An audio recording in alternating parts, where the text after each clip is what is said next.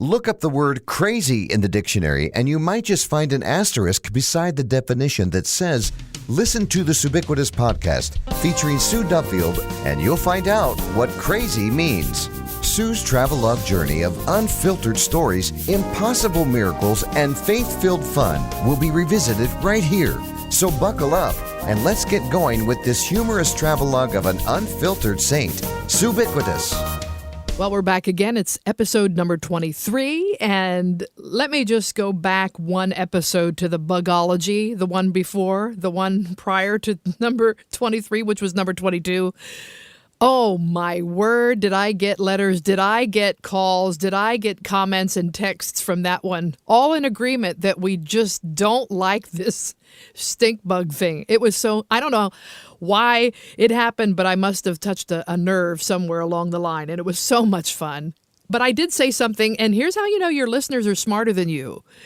I pronounced a word wrong, and I want to go back and recover from that. And I am so glad. Thank you, Jane, for pointing it out to me. The what they would call the period of suspended development in an insect is not called a dispause. It's called a diapause. So I'm so thankful, Jane. You know what? You think, listen, I love correction, first of all, and I love the fact that people are so into this podcast that they're dissecting it. And I love that. That's the blessing of doing this, is because we are connecting with you, I hope, in a very unique level. So thank you, Jane. Yes, it is. It's diapause, or diapause, I guess, and it is a period of suspended development in an insect, like an invertebrate or even a mammal embryo, depending on, during unfavorable environmental conditions. And haven't we all felt like that? 2020, we've all been in a diapause. Anyway, so thank you for tuning in. Also, I want to thank Kingsley from Pennsylvania, and of course, our dear friend Jackie in Michigan. We love you so much. You've just been a blessing to us. And we've got some new Suebiquitous members that we've paid to listen to. No, that's not true. We've actually got a whole new crew of people from I don't know where. I mean, it's just all of a sudden we're just going through the roof with our subscription. So I'm grateful for that. It's been a slow build, and that's okay. Most of you know that I attended Blistum, which was a wonderful social media conference back October 2019 in Nashville. And I already had the idea of doing a Suebiquitous podcast. I already had the concept in my mind. The only thing that Jeff and I had to do was implement it. And so now we've started, we're on a roll, and we're just so excited. And Jeff Duffield, I'm so glad you're with me on this little road trip. Yes. Yes. That's the word. That's what I'm supposed to say. It's a trip, yes. I would say. It's definitely a trip. Yes, that's what I'm supposed to say. Let me check something here. Okay. Did I say something else wrong? No. Are you correcting one of my words? No. Okay. I'm just making sure. Okay. No, I'm back. Okay. I'm just making sure that for a second there, it just sounded like my microphone was pointed in the wrong direction. Oh, that's happened. And that's been known to happen. But I'm good. I'm good. See how it is. Right. Yeah. And for those listening for the first time, and some of you may not realize, we are at opposite ends of our apartment here. Yes, we are. I'm in my closet. Our broadcast center. Our broadcast international Word of Faith center. I'm in the closet, and Jeff's way out about another couple 100 feet away from me. Well, not couple 100, but well, you might be. A couple of 100? That would be 200 feet. No. This place ain't that big. That's right. No. See, there you go. I'm messing up words again. Well, no, you're messing up facts. Facts and phrases. But hey, I speak evangelistically. Yes, you know that, right? Yes, you do. And we all know that Jesus placed me in your life to be your evangelistic fact checker. That's why the title of episode 23 is Word Police. Aha. Because I am married 46 years. Not to a word police. To the word police. Fact police. There's a difference. Okay. But you also correct me when I say something wrong or I mispronounce a word or whatever. Well, and it's not a bad thing. No. I actually appreciate that. What was it that I heard someone say? See, I'm more the recreational linguist. Yes. And you're more the black and white, it's got to be right thing. A doctor said on the radio yesterday morning. Oh, respiratoria. No. Respiratoria. That's what he said. Respiratory. That's even better. I like that one even better. Respiratory. Yeah. And we're going, what did he just say? Yeah. Respiratory? Yeah. Instead of respiratory. I've never, and this was a guy who... He was a doctor of something. He was not a doctor of linguistics. I can assure you. No, and he didn't study under the tutelage of Jeff Duffield either. Well, I mean, there's just some things that you... I know. Well, here's another thing, too. And I'm living in the wrong world. No, I know. I should have lived in a world where we pronounced. Yeah. See, it's going to come back to haunt you. This whole podcast. Well, there's stumbling over your lips, and then there's not pronouncing the word correctly. Right. Well, speaking of, yes, let's not divert. I have a couple of pet peeves here. Yes. All right. I have heard announcers, because you on the side of music and on the side of listening to talk radio. Yes. Of course, that is your relaxing. It calms your nerves or something. I don't know. No. It's a break. It's a break from music. As my lovely and talented and gracious daughter once inquired of me. Yes. Dad, why do you listen to talk radio in the van all the time? You do music. You're a musician. And that is true. Right. But what she didn't realize is that while she was in school all day, she asked me that when I came to pick her up, I was doing music. Yeah. And so when I got in the van, I needed a break from music. I needed to clear my head, so to speak. That's hard to imagine, though, because I know a lot of musicians who don't take breaks from music. You ever heard their mixes? So what you're saying is it's a good balance to have. You need to give your ears a break. Right. Now that's actually a good word to live by. I can't talk today. I know the words, but the tongue won't let me for you not being able to talk. It. I know how to pronounce them. I know what they should be. I can't do it. I know. Anyway, that's a good motto or credo to live by in many things. Yes.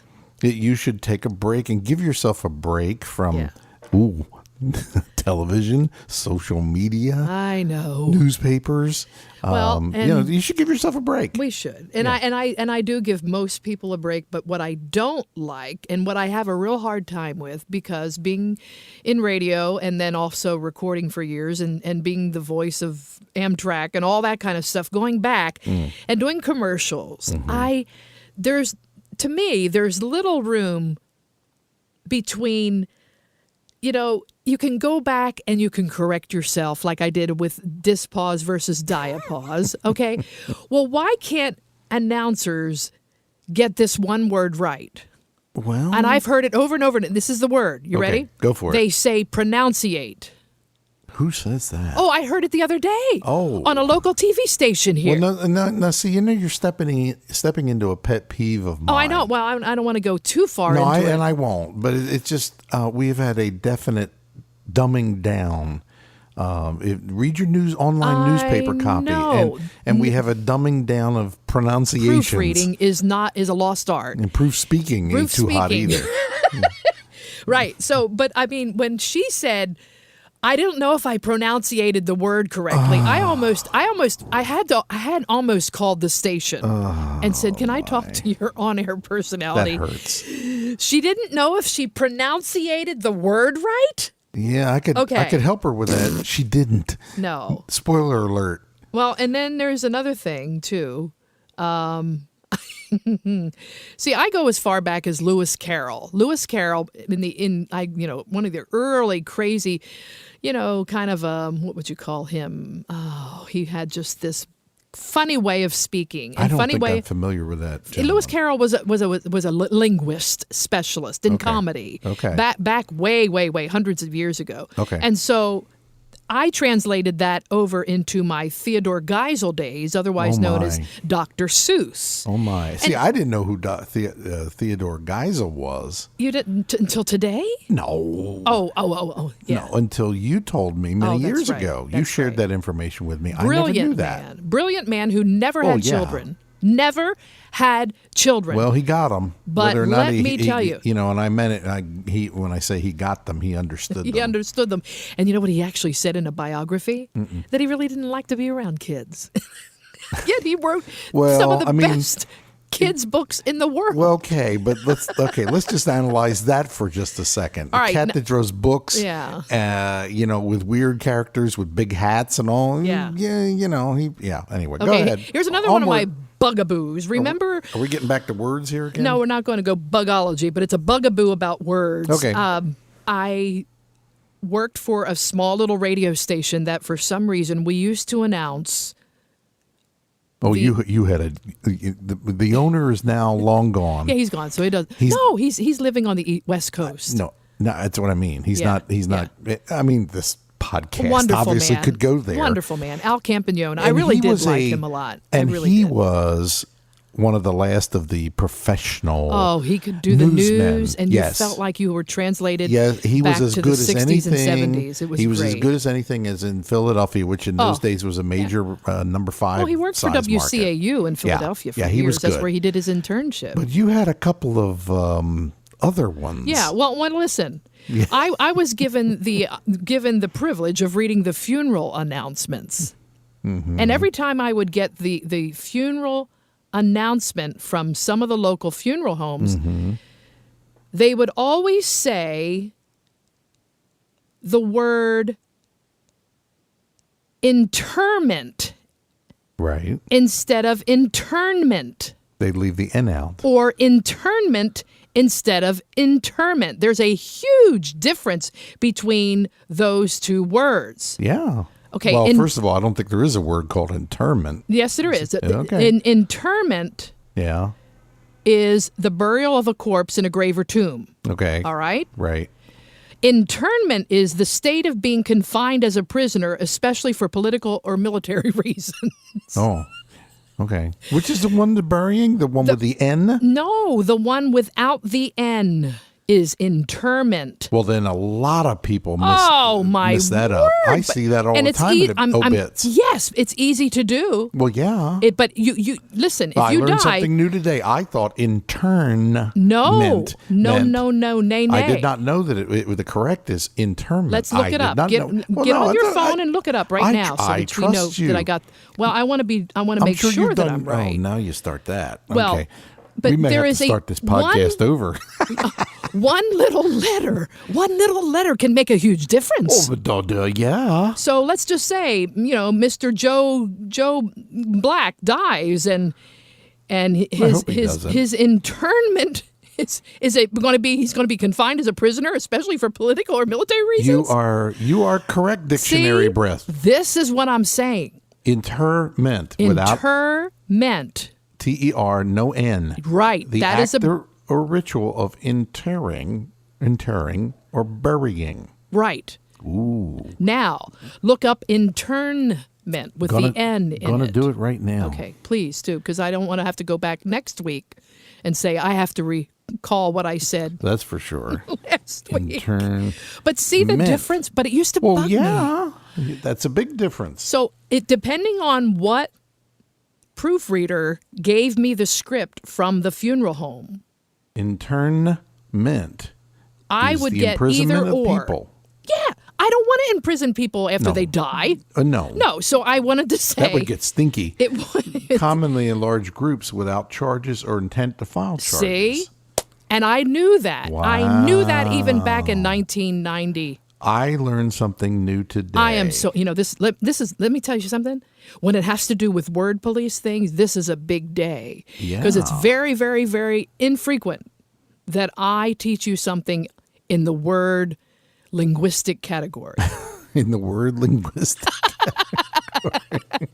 Because you're so smart with words. No. Well, you're a lot smarter than I am. It is not a matter. No. You're well read. There's a difference. And it is not a matter of intelligent quotient. Well, you have a very high IQ. We've known that. You just got to read. You're almost savant-like. Don't even.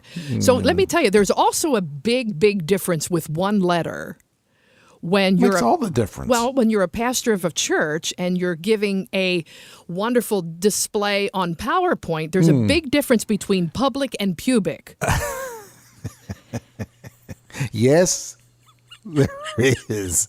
One letter. One letter. One letter messed up our And pastor's life forever. And spell check wouldn't catch And that. spell check does not. No, because both words are syntax. Syntax would he didn't use that checker. Poor Pastor Allen. I'll never forget that. You know, Jesus, he meant to say Jesus public display of ministry for 33 years, and unfortunately, that's what he intended to. He missed the letter, and we'll let it go at there. He did not spell it correctly in his typing. Right. And I was sitting there, and as I'm wont to do in circumstances like that, I tend to read ahead of someone who's doing those type of lessons. And I saw it. I was at the back of the room, and I'm waving frantically, and he would not look up at me. And I was trying everything except banging something to get his attention. I probably should have done that. I know. Just not. Why didn't you just turn the PowerPoint off if you saw it ahead? No. He had handouts. Oh, he had handouts. Everybody had one. Oh, we had it in front of us. That's right. In the form of paper. I'm one of the ones. I'm one of those goofy ones. I'm a sentence or two ahead. I'm always that way. You know, that comes from your training as a musician. Yes. Because when you're reading music, especially if you're sight reading music, you're taught to read 3 or 4 measures ahead of where you are. Yeah. And so I've just always done that. And I got there before the rest of the group. Oh, my word. That's funny. And as they got there, that's when the laughter ensued. Right. Well, and then they said, let's all stand and pray and let's go home. And he was about the last one to get it. And he was reading it out loud. And he got up to that one letter makes a huge difference. It sure do. All right. Let me ask you this. And we got to get going. I got a lot of stuff to talk about today. Somehow I'm not surprised. All right. Do you, Jeff Duffield, have aibohphobia? Let me look. No, I've got an iPhone, an iPad, an iMac. aibohphobia. I'm sorry. BIA is aibohphobia. Obviously, it's a fear of something. Yes, it's the fear of palindromes. What the world is a palindrome? See, it's a word or phrase or sequence that reads the same backwards as forward. See, you. Like the word madam is spelled the same way forward as backwards. So's MGM. Right. Or a phrase like nurses run. Nurses run is spelled the same way forwards as backwards. Okay. Nurses run. And you know, there are people in this world that spend their lives. And I'm one of those. Bless you. and you know, the logical... get things done kind of person that I am. Why are you wasting your time? There's a reason. So let me just say this to you. Ahead. You know, every word listed like civic can be spelled forward and backwards the same way. This is an enlightening discussion. All right, wait a minute. We're not done yet. Okay, rotor. Okay, what's rotor spelled backward? Wasn't she a TV star in the 70s? Oh, no, that was Rhoda. With a New York accent. I was going to say Rotor. Yeah. I'm watching Rotor tonight. Anyway. If you were from Boston, you talk with Rotor. But here we go. We're going to go into a different dimension here. All right. But what if words are spelled correctly both forward and backwards, but have 2 completely different words together? Guess what that's called? Semordlinap. Semordnilap. And I certainly hope you're pronouncing that right. Plural, semordlilaps. And give me an example as your teacher word or used to say. phrase or sentence that has the property of forming another word, phrase, or sentence when its letters are reversed. A semordlilaps differs from a palindrome in that the word or phrase resulting from the reversal is different from the original word or phrase, but it's still a different, and it's still a very cognitive word, such as, here we go. I'm going to give you a word. I'm waiting. And so what if we took semordlilaps words and they both shared a common definition? Example, please. Okay. The word smut, spelled backwards, is... Tums. Right. So the definition of smut and tums could be what a person wants when they've been locked in a closet for having too much gas. We've been on this thing 19 minutes and 51 seconds as I'm not he done. speaks. I'm not done. Wait. I'm so excited. This is so much fun for me. And Wait. I'm saying this is what we've done. This is it. All right. So the word stressed, spelled backwards, is. I don't know. I'm not. Write it out. I'm doing a podcast. I I'm know not you can doing get a piece of term paper out. Stressed, spelled backwards, is desserts. All right. So Which, they if both you eat enough desserts, you'll be stressed. they both form a semordlinap because the longer this goes, the more I No, feel we're not like- done yet. Yeah, somehow I figured.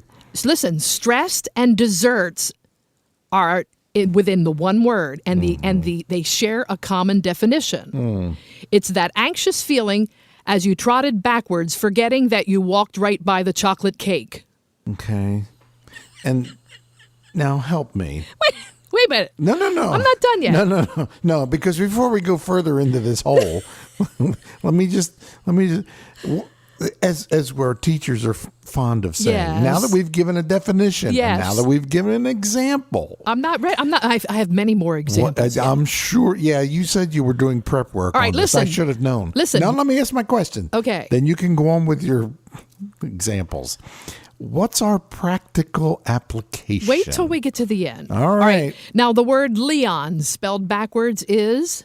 Noel. Right. Noel. So they share the definition. Leon and Noel share the definition, and here it is. That age-old Christmas carol sung by Mr. Redbone.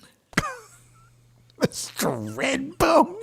Leon Redbone. I know who he Okay. is. Well, see what I'm saying? When I think of Leon Noel, when I think of Noel, that's the first person right. I think of Listen. is Leon Redbone. All right, here's another semordlinap, okay? Yeah. Stink. What is stink spelled backwards? Kinks or some, I don't know. I don't know. Spell it out. Give it to me. We're wasting minutes. Knits. What? Knits. I don't know. I have not written it. Give it to me. Knits. Knits. Okay, so stink Okay, and I knits guess so. are a semordlinap. Oh, wait, and here's why. I'm thrilled to know this. What is the... Well, a word spelled forward spells another word backwards. I've heard that occasionally here and in the last listen, 10 minutes. wait. It gets good here. The definition that they would share of stink and knits is it's what happens when you don't wash your cotton socks. Okay. So wait a minute. How about the word peas? This is riveting It is. podcastery. Oh, listen, it's the intellectuals right now are loving me. The word peas, think. P-E-E-S. What? Peas, not P-E-A-S, but P-E-E-S. Okay. Spelled backwards, Seep. seep. And the definition that they both share is Hardly you wait don't for this. want the accidental equivalent of either of these. Have you worked the 12 to 8 shift? This is the kind of stuff your father used to come home from the plant. spouting. No, I created this whole thing. This is Sue Duffy. I didn't find this on the internet. All right. All right. I did not. Look up the word. How about the word mood spelled backwards? Doom. If you have this, be careful of what a bad one can do. Mm-hmm. See? Mm-hmm. Bad mood, and you're doomed if you have a bad one. Mm-hmm. See? Mm-hmm. But I agree with you. The word police will probably hate this episode. However, they ain't the only one. listen,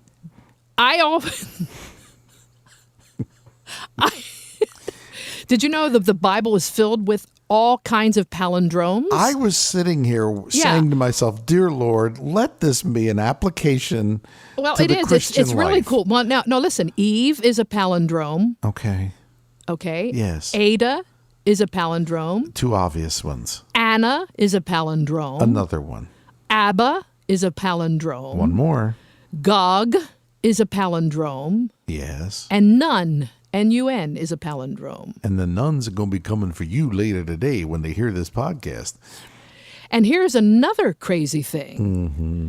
Did you know that the word aibohphobia spelled backwards is aibohphobia?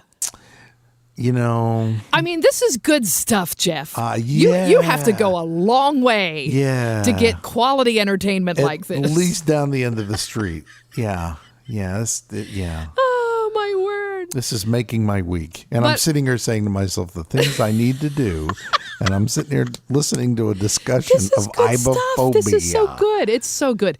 Did you know this is even better? Yeah. Are you ready for this? I'm ready. All right. Yeah. Semordlilaps, spelled backwards, This semordlilaps. is semordlinap, Yeah. spelled backwards, Yeah. is palindrome. Do you see what they did there? Yeah, kind of. And you can look up that word, semordlinap, in the dictionary. It will be there. I can give you the odds on me doing that. And they ain't good.